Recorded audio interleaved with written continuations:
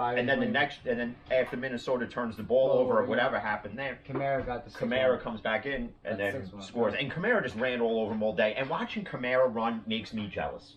Dude, he can go. He can fucking go. It's not only that. It's because he can run through the holes that his offensive line creates him. And it makes me jealous because being a Steeler fan, we don't have a run game right now. We have no run game. It's non-existent. And even when it is existent and barely existent at that, it don't work. They still run away from it. I don't know. That's about the only run game they have is running away from the run game. And they can't do that tomorrow against the Colts, which now the Colts are out with two of their biggest tackles now. Who? I forget who it is, but it's two of their biggest tackles. It's all I know. DeForest Buckner? No, he's still in. It's another guy. I think it's on offense. I think they're offensive tackles. I was going to say, if one of those two were out, man, ooh. So, but listen. This is the game Pittsburgh comes back. Marquise Pouncey came out, and Marquise Pouncey came out. He said tomorrow's going to be the win we need. It's going to shut everybody up. Then we go to Cleveland, and we're going to listen.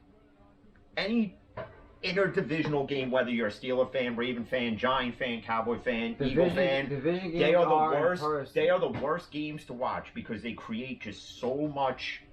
It's just so much. You literally are a pregnant woman. I know. For like an hour and a half because your emotions just change from minute to minute.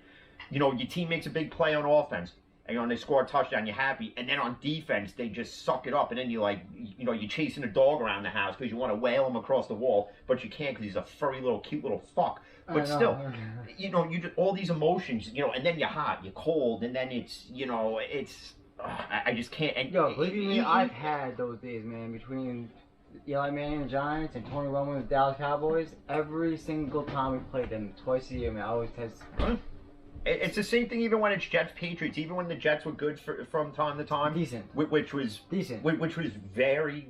It was a very limited time where they were good, but the thing is that, and I question how, because they're saying Jarvis Landry, Donovan Peoples, and Rashard Higgins are that they're high risk ones. So that means who are they around that they contracted it from? The only people they're around really the whole week, if you think about it, if these players are really adhering to it the right way, the only people that they should really be around on a daily basis is their family members or teammates. Family members, and when they're at practice, adhering to the protocols there. See, we don't see what goes on in the practice facilities. So we don't know if they're practicing with masks on.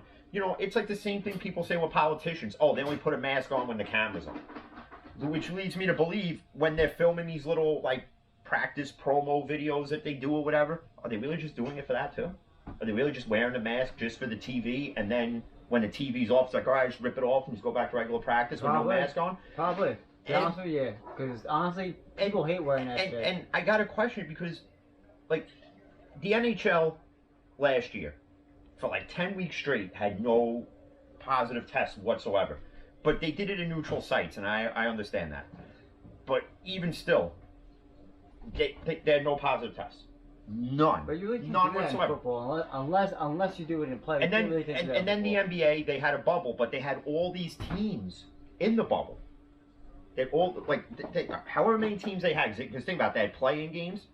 Then you had the regular season. Then you had the playoffs. Then you had the NBA Finals. And yeah, I get it. As each part of the playoffs goes on, more teams are coming out. So now the teams are, you know what I'm getting at. Long day at work. I'm shot here. So if they could get it right, and even Major League Baseball, even though in the beginning you had the outbreak with the Marlins, and I was in Florida, and they just run around all crazy, like Hulk Hogan on steroids, doing coke with Macho Man back in the 80s, right? They don't give a shit. They don't care about protocols, wearing masks, this, that, and the third. So the question is, does the NFL itself as a whole take the protocol that they created seriously? Because if you think about all the punishments, from the Titans punishment to the Raiders punishment to the Saints off the field celebration punishment, and then the Raiders punishment again. The Wayne Haskins fine from that thing. That happened like that, okay? Yeah, but the reason why it happened like that is because that's an in-team fine. And it happened with the Broncos too. But the thing is, does the NFL take their bullshit protocol seriously? Because listen, it's bullshit.